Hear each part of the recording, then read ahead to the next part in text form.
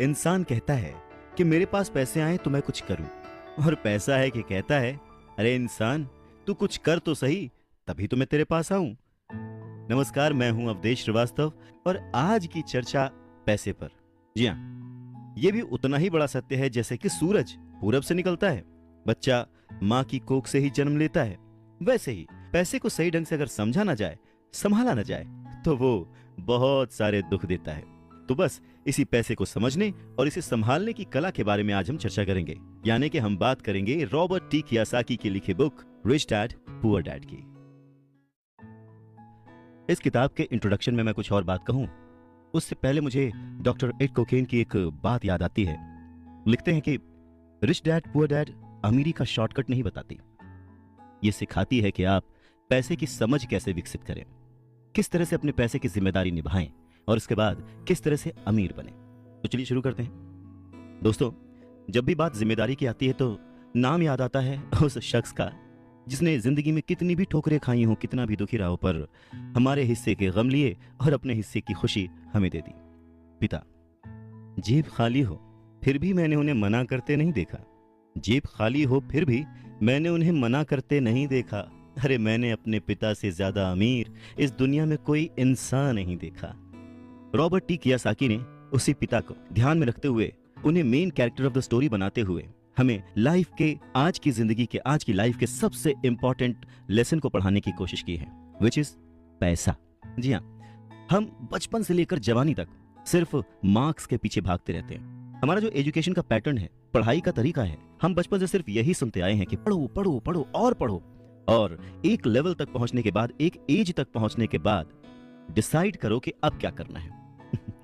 Robert T Kiyosaki इसी बात को बहुत ही खूबसूरती से एड्रेस करते हैं कि हमें पैसे को एक सब्जेक्ट की तरह बचपन से ही क्लासेस में पढ़ाना चाहिए। अगर आज पढ़ाई का मतलब, जिंदगी में सफल होने का मतलब ज्यादा पैसे कमाने से है, तो क्यों ना उस पैसे को सही ढंग से मैनेज करने का गुण हमें बचपन से मिले। स्कूल्स 6 घंटे के 8 घंटे के होते हैं, पर बाकी जो वक्त है वो घर पे बीतता है। तो कहीं ना कहीं स्कूल हो या घर हो, बच्चे को बचपन से ही पैसे की अहमियत, उसकी इंपॉर्टेंस, उसकी मैनेजमेंट के बारे में अगर पढ़ाया जाए तो इसमें कोई भी गलत बात नहीं है। मुझे लगता है कि ये बात कहीं ना कहीं मिसिंग थी। शायद कई सालों से ये जद्दोजहद है कि इसे शुरू किया जाए, इसे समझाया जाए। बहुत सारी फिल्में बनी हैं इस पर, लेकिन आज भी हम मार्क्स मार्क्स और मार्क्स के पीछे ही भागते हैं। अगर हमें पैसे को सही ढंग से मैनेज करने की कला आ जाए, अगर हमारी समझ डेवलप हो जाए, तो मुझे लगता है कि जो आजकल के बच्चे हैं वो बड़े जब होंगे तो वो खुश रहेंगे। इंसान को कंप्लीट करने के लिए उसका परिवार, उसके अपने, उसके दोस्त, उसका रहन सहन सब बहुत जरूरी होता है। ये तो नहीं कह सकते कि पैसा ही सब कुछ है, पर हाँ, सब कुछ पाने के लिए पैसा जरूरी है। काश काश कि मैंने ये बुक 20 साल पहले पढ़ी होती। ये लाइन अमेरिका के एक बहुत ही बड़े बिल्डर लैरिसन क्लार्क ने कही थी जब उन्होंने रिच डैड पुअर डैड पढ़ी थी। वक्त ऐसे ही बीत जाता है और हम काश में फंसे रह जाते हैं। ऐसी बहुत सारी चीजें हमें जब पता लगती हैं जिससे हमारी लाइफ बदल सकती थी, हमें कुछ सीखने को मिल सकता था, हमें तरक्की करने को मिल सकता था, पर वक्त बीत चुका होता है और बस रह जाता है तो ये एक काश कि मैंने ये कर लिया होता। इस किताब में कियोसाकी ने अपने 2 पिताओं का रेफरेंस लिया है, एक जो रिच डैड थे जिनके पास बहुत पैसा था और एक जो पुअर डैड थे। रॉबर्ट कियोसाकी अपने दोनों पिताओं को, दोनों डैड्स को बराबर का सम्मान देते थे और उनके जो दोनों पिता थे वो भी उन्हें उतना ही प्यार करते थे। बहुत सारे लोगों के सवाल हो सकते हैं कि एक ही वक्त पर एक इंसान के 2 पिता कैसे हो सकते हैं, या कोई और क्वेश्चन।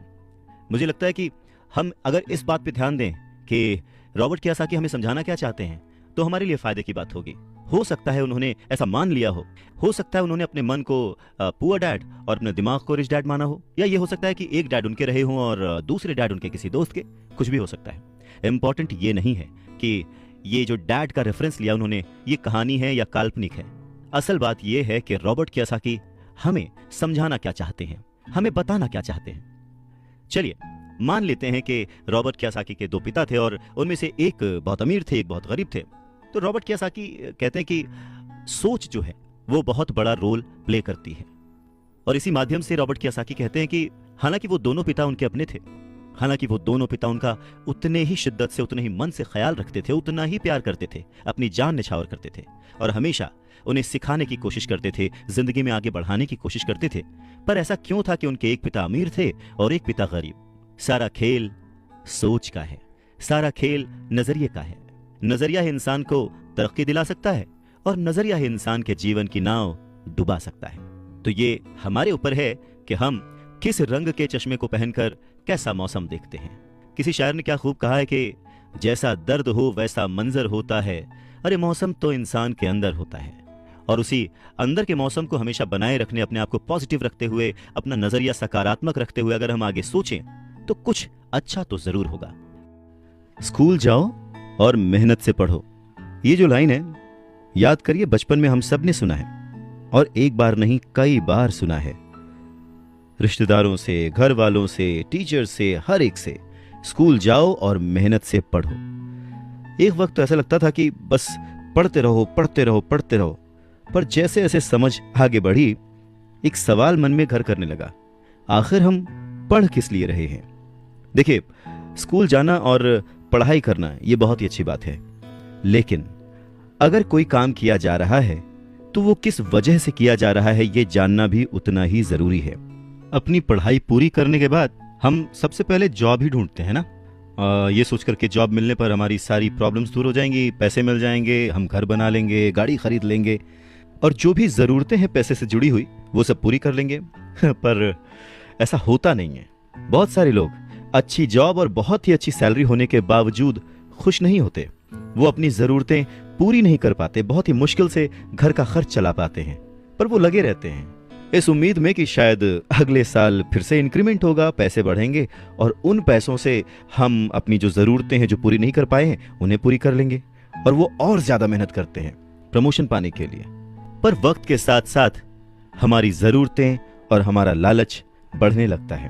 पहले तो पैसे के बिना रहने के डर से हम बहुत मेहनत करने लग जाते हैं, और उसके बाद जब हमें सैलरी मिलने लगती है तो हमें लालच और ज्यादा पाने की इच्छा जाग जाती है, और चूहे बिल्ली के इसी खेल में हमारी जिंदगी का भी एक पैटर्न बन जाता है। ज्यादा मेहनत करो, ज्यादा पैसे कमाओ, ज्यादा पैसे कमाओ, घर का खर्च चलाओ, पैसे खत्म, फिर ज्यादा मेहनत करो, और ये जो विशेष सर्कल है ये चलता रहता है, और इसी सर्कल में हम गोल गोल गोल गोल घूमते रहते हैं। अगर हमारे पास ज्यादा पैसे आ भी जाएं तो भी हमें इस विशेष सर्कल में घूमने की आदत पड़ जाती है। हमें डर और लालच पर काबू पाना सीखना बहुत जरूरी है, क्योंकि अगर हम अमीर बन भी गए तो इन आदतों की वजह से हम हमेशा डर के साए में रहेंगे और अपनी जिंदगी को एंजॉय नहीं कर पाएंगे। पहले के जमाने में शिक्षा एक जरिया थी लोगों की पर्सनैलिटी डेवलप करने का और आसपास के हर विषय में उन्हें जानकारी देने का। पर वक्त के साथ साथ पढ़ाई का लक्ष्य, उसका गोल बदल गया। पढ़ाई का मकसद रह गया बड़े होकर अपनी जीविका चलाना, ब्रेड एंड बटर कमाना, और इसमें कुछ गलत भी नहीं है। वक्त के साथ चीजें बदलना बहुत जरूरी है, क्योंकि जो चीज वक्त के साथ नहीं बदलती वो या तो हमारी खुशियां छीनती है या फिर समाज को बहुत ही पीछे ले जाती है। रॉबर्ट टी कियोसाकी ने इस बहुत ही अहम मुद्दे को यहां पर उठाया है अपने book rich dad poor dad में। क्या खूब कहा है कि बचपन से ही अगर हम बच्चे को मनी को एज अ सब्जेक्ट बच्चों को पढ़ाना शुरू करें, उन्हें यह समझाना शुरू करें कि उसे कैसे मैनेज किया जाए, तो बड़े होने पर बच्चों की बहुत सारी प्रॉब्लम्स अपने आप ही सॉल्व हो जाएंगी। बच्चा खुद उन्हें सॉल्व करने की क्षमता रखेगा। पर कहीं ना कहीं रॉबर्ट टी कियोसाकी ने इस बात का पूरा ध्यान रखा है कि पैसे को रिश्तों के ऊपर न रखा जाए। तभी तो उन्होंने इस विषय को रिश्तों के माध्यम से ही समझाने की कोशिश की है। रॉबर्ट टी कियोसाकी के पहले जो डैडी थे वो हमेशा ये कहते थे कि मैं इसे कैसे खरीद सकता हूं, वहीं जो उसके दूसरे डैडी थे वो कहते थे मैं इसे क्यों नहीं खरीद सकता हूं। दोनों की सोच में अंतर था, दोनों के शब्दों में अंतर था। यानी कि जिसे हम जिंदगी में पाना चाहते हैं, जिसे संभालना चाहते हैं, जैसे कि पैसा, तो उसके बारे में अगर बचपन से जाना जाए तो क्या यह सही नहीं होगा? आज जिस तरह से पढ़ाई की जाती है, बच्चा ग्रेजुएट होकर सोचता है कि अब मैं कौन सी नौकरी करूंगा। क्या यह सही नहीं है कि थोड़ा और पहले से बच्चे को इस विषय के बारे में और अच्छे से और डीपली पढ़ाया जाए, समझाया जाए?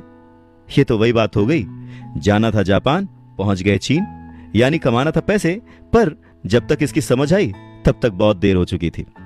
यानी कि हमें सबसे पहले यह समझने की जरूरत है कि हम खुद एक्सेप्ट करें कि हम इसे कैसे पा सकते हैं, इसे कैसे संभाल सकते हैं, और वही सही शिक्षा हम अपने आने वाली पीढ़ी को भी दे सकते हैं।